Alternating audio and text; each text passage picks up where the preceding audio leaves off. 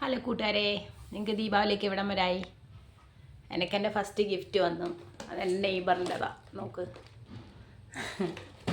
എൻ്റെ വീടിൻ്റെ താഴത്തെ ഒരു കുട്ടിയുണ്ട്, അത് കൊണ്ടുവന്നതാ. ഇവിടെ എന്തോ പ്രസൻറ്റും എന്തെങ്കിലും കൊടുക്കും, മിഠായിയും കൊടുക്കും. അങ്ങനെ സന്തോഷം. ദീപാവലി സന്തോഷമൊന്നുമില്ല, പുറത്തിറങ്ങാൻ പറ്റുന്നില്ല. ഭയങ്കര പൊല്യൂഷനാണ്. ഭയങ്കര പൊല്യൂഷൻ എന്ന് വെച്ചാൽ വെളിയിലോട്ട് ഇറങ്ങാൻ പറ്റുന്നില്ല. ആൾക്കാർ പിന്നെയും പടക്കം പൊട്ടിച്ചുകൊണ്ടിരിക്കുക. പിന്നെയും പൊല്യൂഷൻ കൂടുന്നതിനനുസരിച്ച് പടക്കത്തിന് ഒരു കുറവുമില്ല. നാളെ എന്താ അവസ്ഥയെന്ന് അറിയത്തില്ല. പടക്കം പൊട്ടിക്കുന്നതിന് 2 ദിവസം മുന്നേ തൊട്ട് പൊല്യൂഷൻ വളരെയധികം കൂടുതലാണ്. നമ്മൾ ഈ സിമൻ്റൊക്കെ ഇങ്ങനെ പറക്കുന്ന പോലാണ്, എന്തോ ആണെന്ന് എനിക്കറിയത്തില്ല. വെളിയിലിറങ്ങുമ്പോൾ ഇങ്ങനെ പറക്കുന്ന അത് വണ്ടി ഇല്ലാത്ത സ്ഥലത്തും അത് തന്നെ അവസ്ഥ, വണ്ടി ഉള്ള സ്ഥലത്തും അത് തന്നെ അവസ്ഥ. അതുകൊണ്ട് വെളിയിലോട്ട് ഇറങ്ങുക, ഷൂട്ട് ചെയ്യുക, നല്ല രസമുണ്ട് കാണാനൊക്കെ. പുറത്തൊക്കെ കടകളിലൊക്കെ കാണാനൊക്കെ നല്ല രസമാണ്. പക്ഷേ എങ്ങനെ പുറത്തിറങ്ങും? നമ്മളെ കൊണ്ട് പറ്റത്തില്ല. പുറത്തിറങ്ങിയാൽ തന്നെ വീട്ടിനകത്ത് എങ്ങനെയെങ്കിലും എത്തി വന്നാൽ മതി എന്നുള്ളൊരു വിചാരമാണ്. അതുകൊണ്ട് പുറത്തിറങ്ങാനും പറ്റത്തില്ല. അങ്ങനെ ആകെ ഇങ്ങനെ റൂമിൽ തന്നെ ഇരിക്കുക, അതാണ് ഏറ്റവും പെട്ടെന്നാണ് എനിക്ക് തോന്നുന്നത്. ഇനി 2 ദിവസം ആൾക്കാർക്ക് എന്തിനാണെന്തോ ഈ പടക്കം പൊട്ടിക്കുന്നത്, എന്തെല്ലാം വെറൈറ്റി ക്യാൻഡിൽസ് ഉണ്ടെന്നറിയാം. കടലിലൊക്കെ ചെല്ലുമ്പോൾ നല്ല ഭംഗിയാണ് കാണാനായിട്ട്.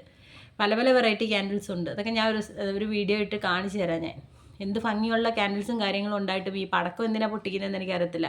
എന്തോ സന്തോഷമാണ്. നാട്ടിൻപുറത്തൊക്കെ ആണെങ്കിൽ കുഴപ്പമില്ല, പൊല്യൂഷൻ ഇല്ല. ഇവിടെ പടക്കം പൊട്ടിക്കുമ്പോൾ എന്തോ സന്തോഷമാണ് കിട്ടുന്നതെന്ന് എനിക്കറിയത്തില്ല. ആൾക്കാരൊരുമാതിരി വാശി പോലെ പടക്കങ്ങൾ പൊട്ടിക്കുന്ന ഒരു മാറ്റവും ഇല്ല. പൊല്യൂഷൻ കൂടുന്നതനുസരിച്ച് പടക്കം പൊട്ടിപ്പ് കൂടുതൽ ആൾക്കാർക്ക്. ഒരു തരത്തിൽ ഇവിടെ നിൽക്കാൻ വയ്യ. എന്തുകൊണ്ട് നാട്ടിലുള്ളവരൊന്നും ഇങ്ങോട്ട് വരാതിരിക്കുന്നത് നല്ലത്. ഈ സമയത്ത്, പ്രത്യേകിച്ച് ഈ സമയത്ത് വരേ ചെയ്യരുത്. ഭയങ്കരമായിട്ടുള്ള പൊല്യൂഷൻ കൂടുതലാണ്. എനിക്കാണെങ്കിൽ ഇന്ന് ഞാൻ രാവിലെ പുറത്ത് പോയിട്ട് എങ്ങനെയെങ്കിലും വീട്ടിൽ വന്നാൽ മതി. സത്യം പറഞ്ഞാൽ ശ്വാസം വിട്ടുവാ പുറത്തിറങ്ങുമ്പോഴേ. ഈ ട്രാഫിക് ഒരു തരത്തിൽ, പൊല്യൂഷൻ ഒരു സൈഡിൽ, അതാണ്ട് അവിടെ പടക്കം ഇപ്പോഴും പൊട്ടിക്കുക. പൊല്യൂഷൻ ഒരു സൈഡ്. ഇവിടെ പിന്നെ പോലീസും ഇല്ല, ഒന്നുമില്ല, ആരും വന്ന് നോക്കത്തുമില്ല. ഞാനിവിടെ വന്നിട്ടതിന് ശേഷം പോലീസിൻ്റെ ഒന്നും കണ്ടിട്ട് പോലും ഇല്ല. ആ ജംഗ്ഷനിലൊക്കെ ആണെങ്കിൽ ഫുട്പാത്തിൽ കൂടിയാണ് വണ്ടി ഓടിക്കുന്നത്. അമ്മാതിരി സ്ഥലം, വണ്ടി ഓടിക്കാൻ സ്ഥലമില്ല. അതുകൊണ്ട് അവർ ഫുട്പാത്തിൽ കൂടി കയറ്റി വണ്ടി ഓടിക്കുക. ഇന്നലെ ഞാൻ വരുന്ന വഴി എൻ്റെ ബാക്കിൽ കൂടി ഫുട്പാത്തിൽ കൂടി ഓടിച്ചിട്ട് അയാൾ പറയണേ രാസ്തയിൽ നിന്ന് ഒഴിഞ്ഞിരിക്കുക. ഞാനെന്തിനാ എൻ്റെ ഞാൻ പോണത് ഫുട്പാത്തിലല്ലേ, പിന്നെ ഞാനെന്തിനാ അതിന് ഒഴിഞ്ഞിരിക്കുന്ന? അത് ആ സൈഡിൽ റോഡ് പണി നടന്നിട്ട് അവർക്ക് വളച്ചുകൊണ്ട് പോകാൻ വയ്യ, അത്രയ്ക്ക് ധൃതി. അതുകൊണ്ട് അവർ ഫുട്പാത്തിൽ കൂടി കയറ്റി വണ്ടി ഓടിക്കുക. ആരും ചോദിക്കുന്നില്ല, ആരും പറയുന്നില്ല. വണ്ടികളൊന്നും പറയാൻ പറ്റത്തില്ല, റോഡിലോട്ട് ഇറങ്ങാൻ പറ്റത്തില്ല, അമ്മാതിരി തിരക്കാ. അയ്യോ, കുഞ്ഞുങ്ങളെയൊക്കെ കൊണ്ട് പോകുന്നേ വരുന്നതൊക്കെ പാട് നമുക്കറിയാം.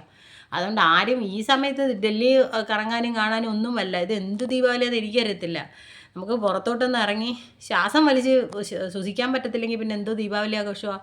കടകളിലൊക്കെ ആണെങ്കിൽ എന്തെല്ലാം വെറൈറ്റി, ഈ പടക്കത്തിന് പകരം എന്തെല്ലാം കാര്യങ്ങളാണ് ഉള്ളതെന്നറിയാമോ? അതൊന്നും ആൾക്കാർ വാങ്ങത്തില്ല. ഈ പടക്കം തന്നെ ഇവിടെ ഡൽഹിയിൽ ഇല്ലെങ്കിൽ പുറത്തുനിന്ന് മേടിച്ച് കൊണ്ടുവന്ന് ഇവിടെ ഡൽഹി പൊട്ടിക്കും. എന്ത് ആൾക്കാരാണെന്ന് എനിക്കറിയത്തില്ല. അവനവന് തന്നെയല്ലേ ഇത് കേട്. ഇനി പറഞ്ഞിട്ട് കാര്യമില്ല, പറഞ്ഞാലും ഒരു മാറ്റവും ഇല്ലല്ലോ. അപ്പോൾ എല്ലാവർക്കും ഹാപ്പി ദീപാവലി.